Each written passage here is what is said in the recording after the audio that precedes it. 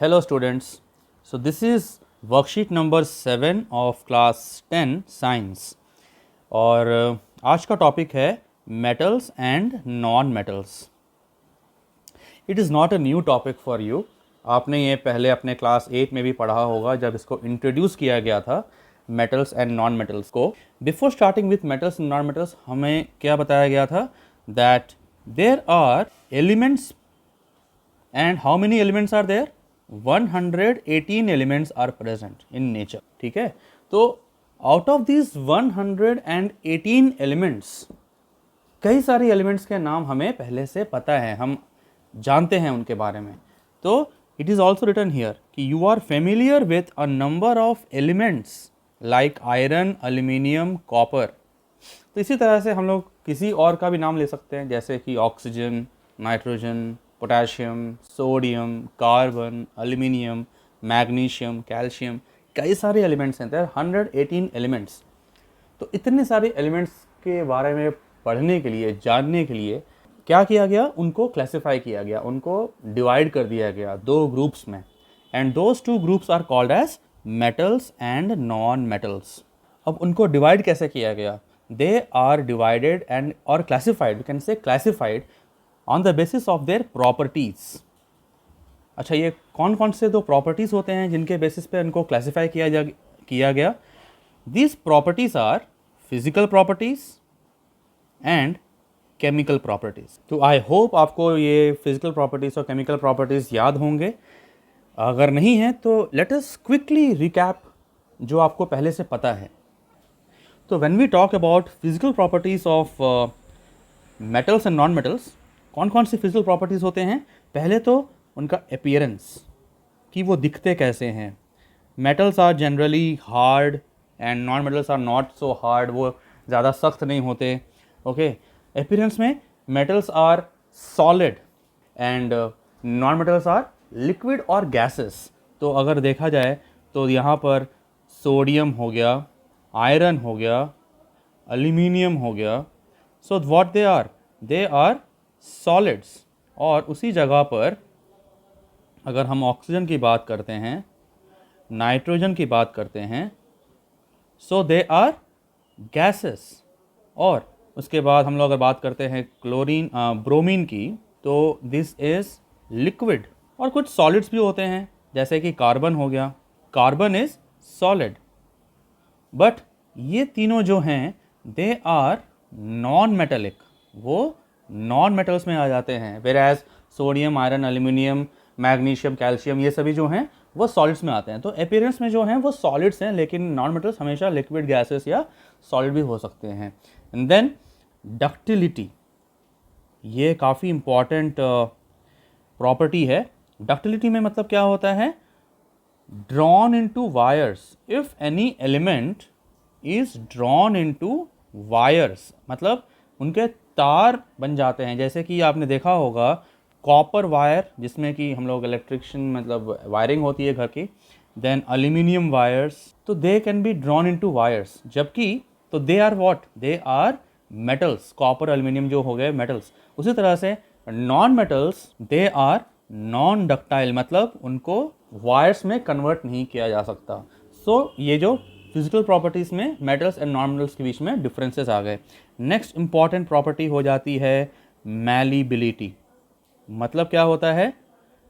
They can be beaten into sheets. If any element can be beaten into sheets. Sheets मतलब उनको इतना hammer किया जाता है ताकि वो फ्लैट हो जाएं. जैसे कि हम देखते हैं ना, अपने घर में यूज़ करते होंगे एल्यूमिनियम फॉयल्स हो गए, आयरन शीट्स हो गई जो कि छत में लगती हैं, देन टिन शेड्स हो गए.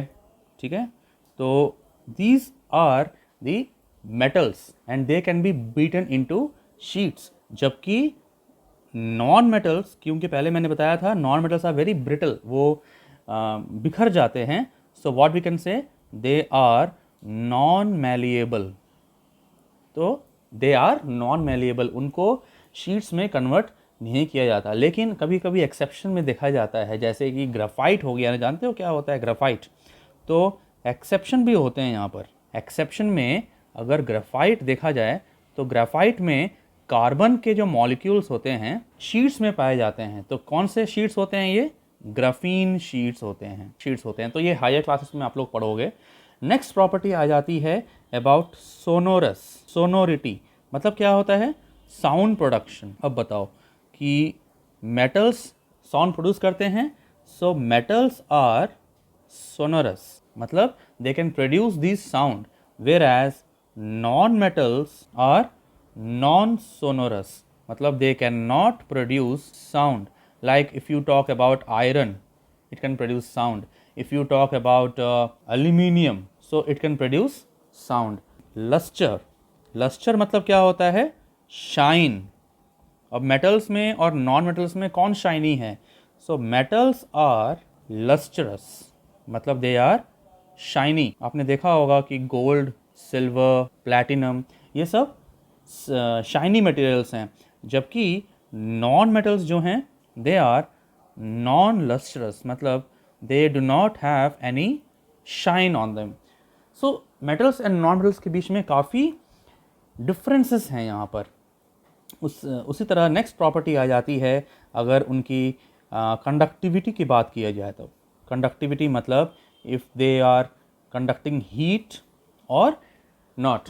सो मेटल्स के बारे में क्या बोल सकते हैं कि metals they are good conductors of heat. उसी तरह पे नॉन मेटल्स जो हैं जस्ट ऑपोजिट होते हैं, दे आर बैड कंडक्टर्स। और फिर कंडक्टिविटी की बात चल रही है, so we have to see whether they are good electrical conductors और नॉट।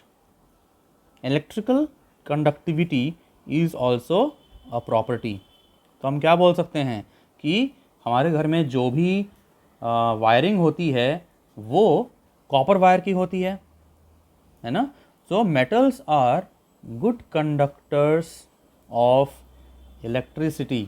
एंड उसी वक्त देखते हैं कि non metals are bad conductors of electricity. अच्छा, यहाँ पर क्या देखते हैं? एक एक्सेप्शन है।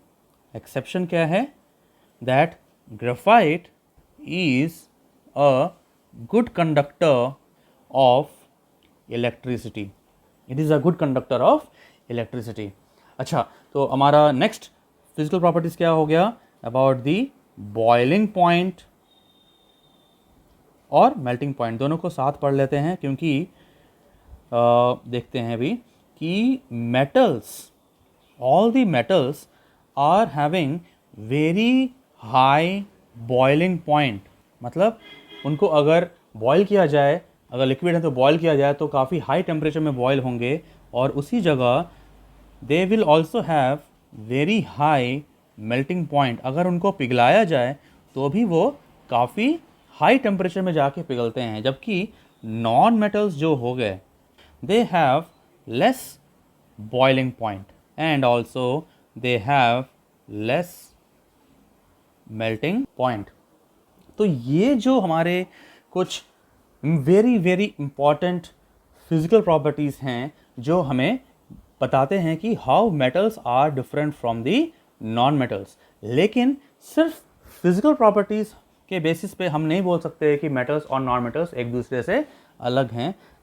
तो हमें केमिकल प्रॉपर्टीज़ के बारे में पढ़ना होता है। So I will not go deep and detail into the chemical properties of metals and non metals. If you want, I can make a separate video upon that and I will post it.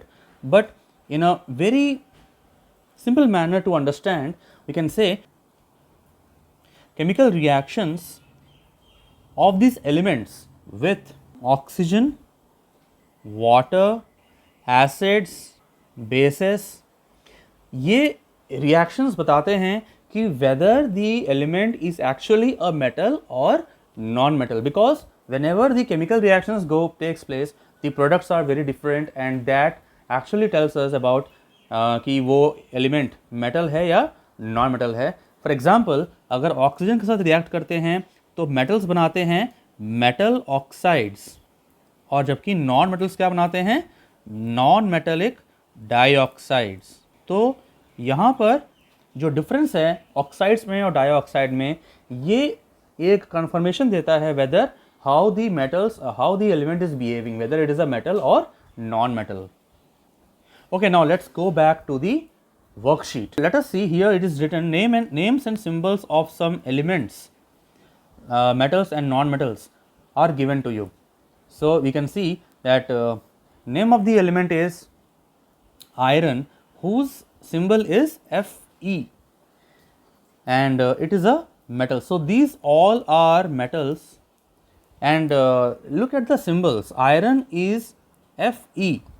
If you see carefully, there is a process followed while giving the names to the elements. Again, if you want to learn about the elements and about their symbols, how that has been given, I can make a separate video upon that. I can post it on the channel.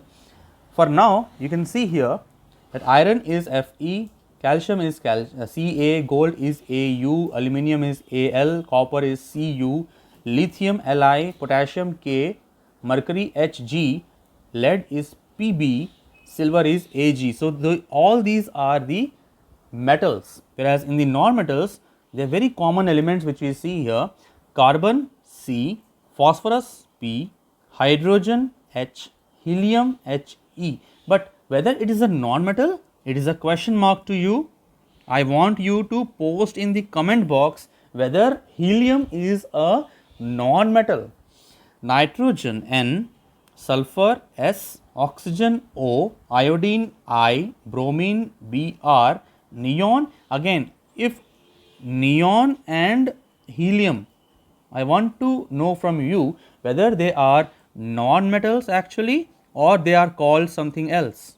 Post your comments in the comment box and I want the answer, and I will repeat this when I will be talking about the next worksheet. Okay, now let us come to the questions. Question में क्या दिया हुआ है कि give the symbols of the following elements. Bromine का symbol क्या है, ऊपर से देख के लिख सकते हो वैसे आप, otherwise bromine is Br, calcium is Ca, nitrogen is capital N, lead is Pb, silver is Ag. Identify the following elements from their symbols. Fe, Fe क्या है, आयरन, Hg क्या है, मरकरी, Au क्या है, गोल्ड, O क्या है, oxygen, Cu, it is copper. It's very simple. Classify the following elements as metals or non-metals. Coal क्या हो सकता है? Coal is a non-metal. Iodine is a non-metal. Mercury, it is metal, and it is the only metal which is liquid in nature at room temperature. आपने thermometer में देखा होगा ना, तो ये लिक्विड होता है, तो it is only metal which is liquid at room temperature. Lithium, it is a metal. Bromine, again it is a non-metal. So students, इसके साथ हमारा ये जो वर्कशीट नंबर 7 है कंप्लीट होता है. आप लोग इसको रिवाइज करिए, और आपको जो भी टॉपिक फिर से समझना हो, you can put this in the comment box and I will make a separate video upon that. Thank you. लेकिन जाने के पहले I would like to ask you to like, comment and subscribe the channel, because ऐसे content और ऐसे worksheets अभी और इस चैनल पे आने वाले हैं. Thank you.